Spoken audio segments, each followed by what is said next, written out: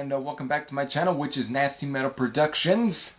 So, I'm definitely going to be continuing the Omen discography because on May 27th, Omen drops a new album titled Hammer Damage. So, I'm going to be starting off with their last, at least the comeback album from 1997. But before they had released this album, last time they had released an album before the 90s was Escape to Nowhere, which was released in 1988.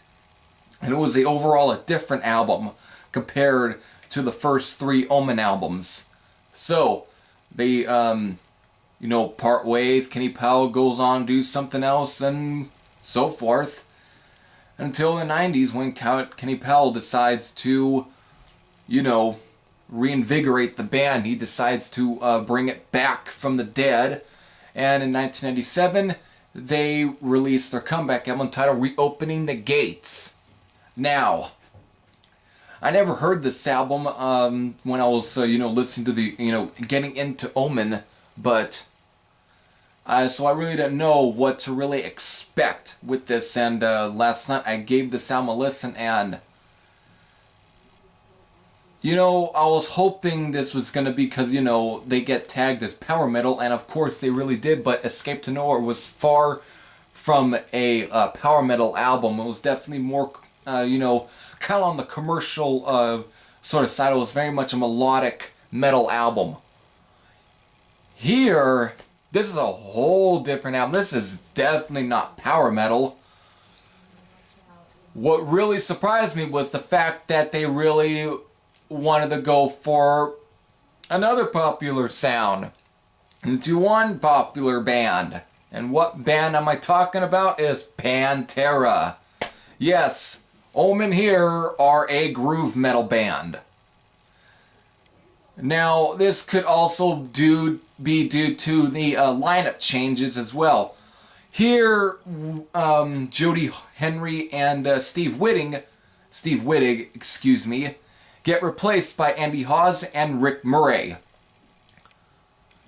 Now, and of course, we don't have J.D. Kimball. This is still before, J.D. Kimball's, passing.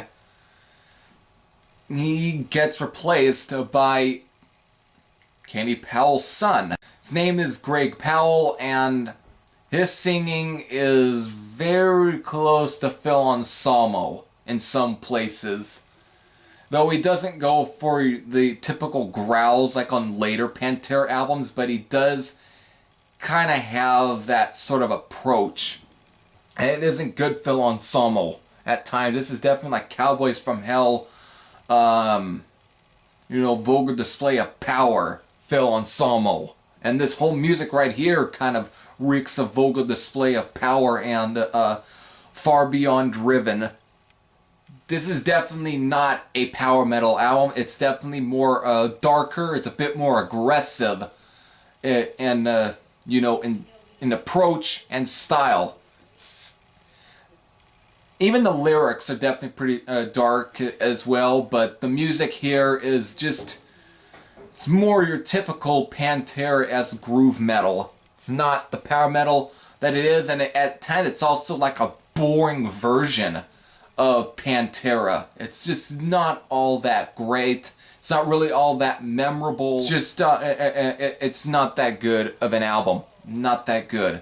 Though there are some good parts about it. Again, Kenny Powell does during some of this does display his good guitar work. The guitar solos and that. He's still pretty good. He's still in a way, it's definitely a redeemable factor, but not too much of a redeemable factor for me to actually want to re-listen to it again. Let's also even focus on the production on this album, which the production is not that great as well. This is definitely very muddy. It's very even the mixing for this album isn't all that great either. It's a mess, if you ask me. It's just a complete fucking mess. If this had a better production, better mixing, it might be a bit more redeemable, but really this isn't all that redeemable of a album. The only track that seems to fucking come at me is freaking Crushing Day and, you know, Into the Ground. But or Saturday. Those are the last 3 tracks that fucking jump at me. But really, the whole album just isn't all that great. It really isn't. So, of course. So, band after this definitely would wait to release another album in 2003, which we will talk about. But, so if you have heard Reopen the Gates, what are your thoughts? If you have any thoughts, you can post your comments down below. This is Heavy Thrasher saying I am out. And let's definitely continue on.